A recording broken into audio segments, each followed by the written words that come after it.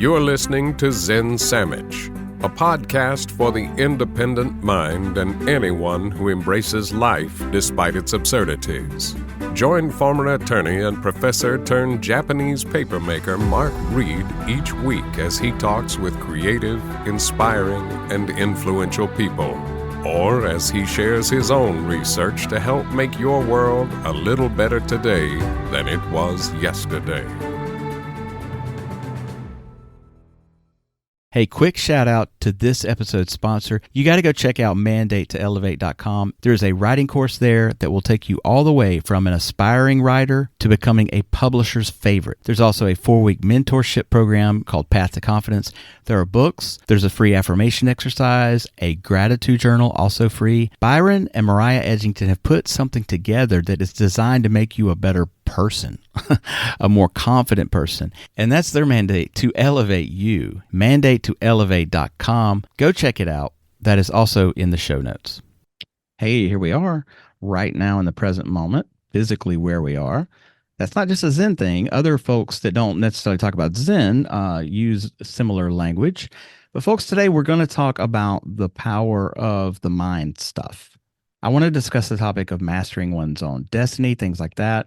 But I also have questions about the language that sometimes gets used, like vibrations that we're putting out there or operating on. What does that mean, vibrations? How do I change my vibrations? Is that just my mood? And I've had other mindset coaches and authors on the show before, of course, but I've invited an expert on the topic today that can get me answers to kind of secondary questions, follow-up questions that still linger for me. Mimi Bland, or Dr. Mimi Bland, she has an honorary doctorate in spiritual psychology, is the author of the internationally best-selling book, The Answer Is You, The Formula to Master Your Mind and Your Emotions. She's a motivational speaker. She has over 100,000 followers at the moment on Instagram. She's been featured on prominent media platforms and spoken at conferences worldwide. She now finds herself on the biggest stage of all, the Zen Sammich podcast. She joins me from, where are you, in London? I am. I'm in London. Okay, welcome, Mimi Bland. Thank you so much. And thank you so much for having me here today. I'm really excited to speak with you. Me as well. I think I told you when we set this up months ago, like you've been on my radar for a while, and I'm glad to finally get this underway. Mimi, I want to launch right in, and we may talk about things along the way, like your backstory. I know you experienced childhood trauma.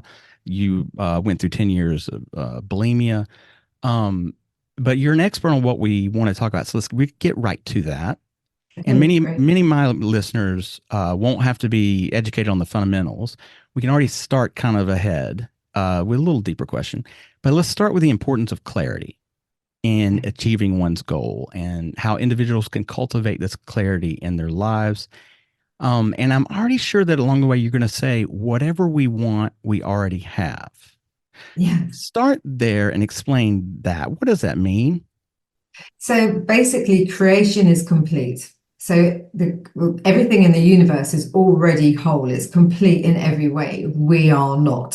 So we're spiritual beings having a very human experience, meaning that as whatever you decide that you want in your life experience, you will draw to you, and it will become your part of your life experience, which is quite hard because we're never taught this way of thinking when we're born. So that's why, as you said earlier, having clarity is so important, because most people do not know what they want in their life. They're just drifting from day to day, thinking that they're just living this life and life is happening to them, but it's not. Life is happening through you. So to get clarity, clients will say to me, well, I just want to be happy. But what does happiness mean to you? Well, I just want to be free. But what does freedom mean to you? Because really, the things that you want, you already have. It's the secondary thing you want. So most people will say, I want money, but you want money because you want to be happy, or you want to experience freedom. But happiness is an internal job, and freedom you already have. So really what you want, you're constantly fighting with yourself. The whole of life is you against yourself, no one else. So it's your mindset against your own force. Well, I've heard that before about, okay, I just want to be happy. Well, what does that mean for you? And then, maybe we take it a step further. It just sounds like that line of questioning, there's no end to it. You know what I mean? Well, okay, let's just do a role play. And Okay. let's say I came to you as a potential client, and I said, Mimi, I'm a podcaster living in Japan from America originally. I have a pretty happy life, but I want to be a little wealthier. So I'm going to try to paint a clear picture Yeah. because I think I have a clear image in my mind. So I'm going to try to go a little further than what your typical starter client Yeah. might be. So all right. So I do have a pretty happy life. I talk about it on the show. I wake up joyfully and I go to bed joyfully. I wake up and I have gratitude and thankfulness. Okay, but I do want a little more. I want a little more financial independence. I want this show. I have a clear image. I want this show to be my primary source of income and it to make enough money. I don't need to be famous or rich.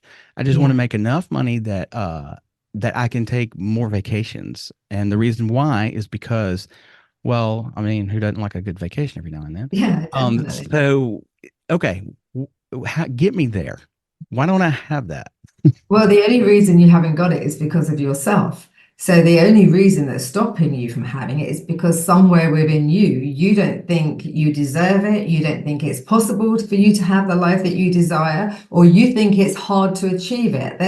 We look at reality and we look at what is, and it's the looking at what is and where we are that keeps us stuck. Because you may think, oh, it takes 5 years to achieve that. Or I look at other people and oh, it's hard work and you have to study and you have to do all these things to get to the end result that you want. And that's not true at all. That's just your perception of it, because what you're Oh, looking at and the belief system that you've bought into, basically. okay. Well, then continuing through the role play, look, I do think I deserve it. I think I totally Yeah, deserve it. I'm ready for it. I think the third one you said was I think it's too difficult.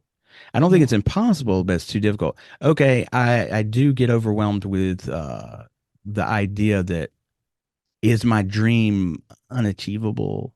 yeah. Is it And out? that's where the block will be, because it's like when you want something and when you need it and when you're excited about it, but it's a need, it's the negative energy. So you actually put in negative energy into the very thing that you're trying to attain.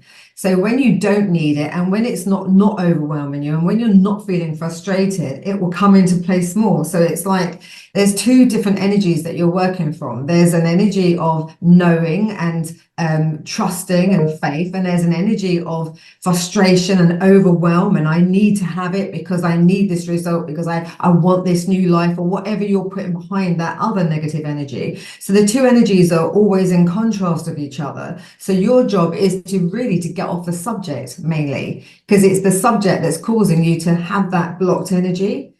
Yeah, but Does that make of sense to course, you? yeah, of course, it makes sense on paper. And so what I mean Yes. by that, I don't mean to be critical or Yeah, anything, no, but I agree. it but what you're kind of saying, and here's where it doesn't make sense, I guess, is for I need to not want it so much or something, and then it will Yep, happen. Well, exactly.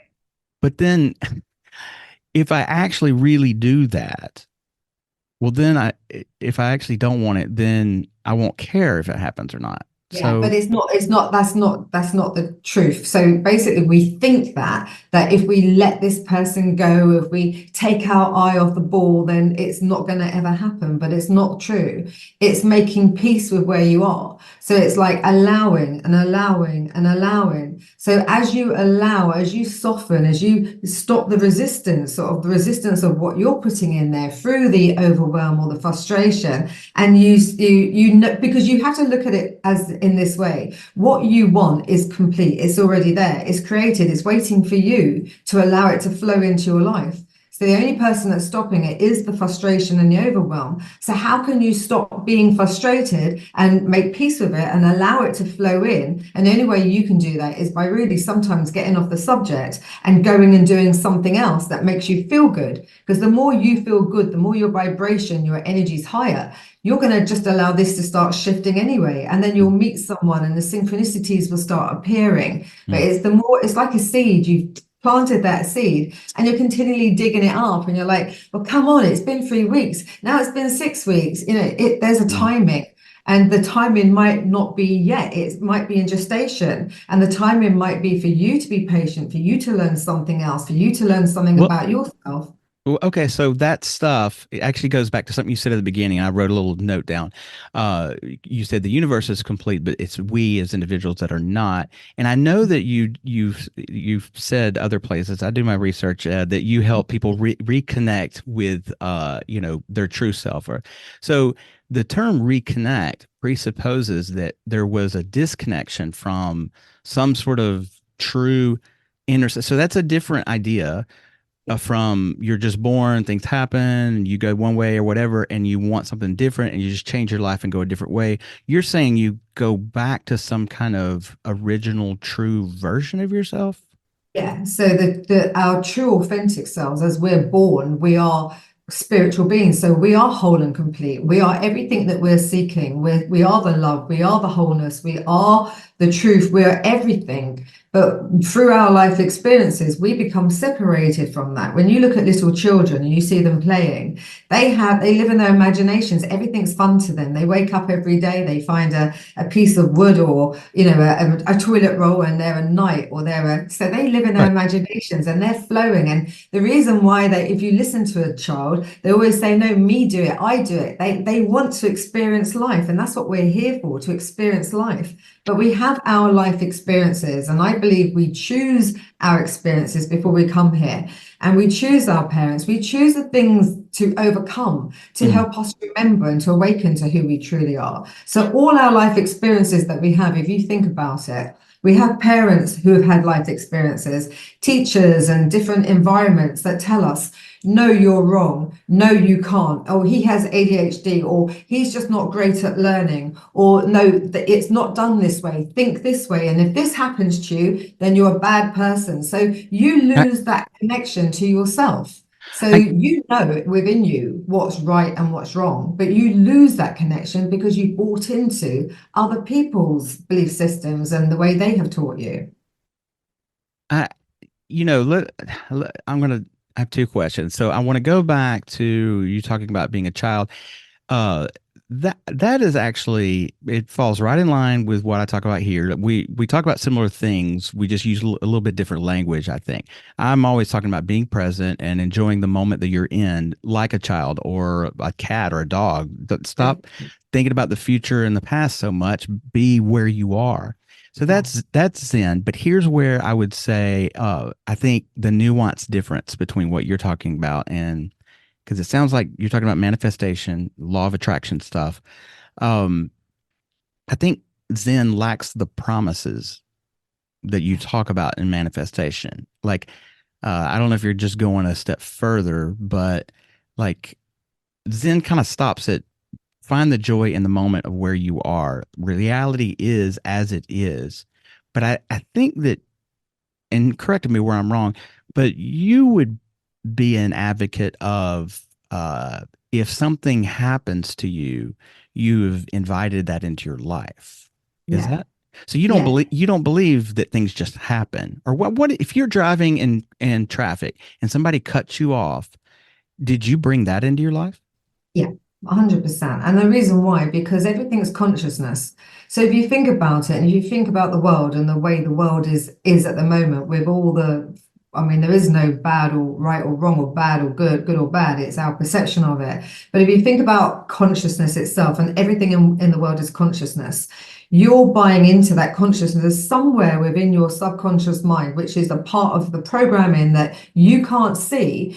If you may have a fear of, or you may have read something in the paper that day or a few weeks earlier, and have a fear of feeling unsafe, or feeling that some form of something within yourself. So nothing is a coincidence. You have to be on the same vibration. You have to have the same consciousness as that thing to come into you. If you're focusing and reading about the war or COVID or all these things, nothing can come into your existence unless you first invite it. Nothing, because it's all vibrational, that it's all consciousness. So if you don't buy into that consciousness, it cannot become part of your reality. So, and you were saying about being present. The reason why being present is so important, because the only part of reality that exists is right here and now. Nothing else exists. The past only exists in your mind. It's just your memories. And the future doesn't exist yet. You're creating it. But if you don't stay present, you are bringing your past into your future with the same mindset. That's why the only point of power that you have is right now. Now is the point of power that you can change the future because you're not dragging in the past. Because otherwise you're still thinking from the past experiences, from the past emotions, and that's why you get more of the same. That's why people's lives don't change. Where being present means that you're not factoring anything. This is the point of creation, the 0 point of creation, where you can then, through your imagination and through your feelings and through commanding your mind to work for you, you can then be the powerful creator that you were born to be, and you can create your new experiences. You've said in other places that you help people, your clients, get full control of their minds and emotions. Is that really possible? I mean, like, would you say that you have full control, No. 100% of the time from the time you wake up No to, No right? one will ever have full control of their mind and their emotions, but what you can have to learn to master yourself is the ability to have awareness of your mind and emotions. So through awareness, you can then see the programs that you have bought into and that are running you. Through that awareness, everyone in the world is going to have triggers. You're always going to have triggers. You're always going to have things that you're going to respond to, because that's part of why we're here. That's part of our life's journey. But it's the time that you respond. So if you have a gut feeling, or someone jerks you to feeling like, oh, I feel really insecure, or I'm feeling angry, or whatever, it's stopping in that moment and being able to shorten that emotional refractory period to think, okay, I'm having an emotional experience. What is the meaning I'm giving to this? Because it's the meaning that you're giving to it. So all you're doing is bringing yourself back, bringing yourself back, bringing yourself back to the present moment. Because if not, that emotion will run off with you for a week, a month, and then it becomes part of your personality. And then you wonder why you keep creating the same stuff, or the people keep coming to you, because what you believe, the universe has to bring you the people and situations to prove to you that what you believe inside of you is true. So that's why things happen to you. That person will keep coming, or another person's been rude, another person will steal your money, another person will make you feel unworthy, but no one's doing it to you. They're just showing you because they're a mirror to what's inside of you. So I believe all of life is a purification system. We're here to purify ourselves and just to awaken to who we are. Well, that might be a good segue to the last little segment I do on the show is called 5 Minutes Zen. And I want to give the listener like some practical advice, something they can apply to their lives.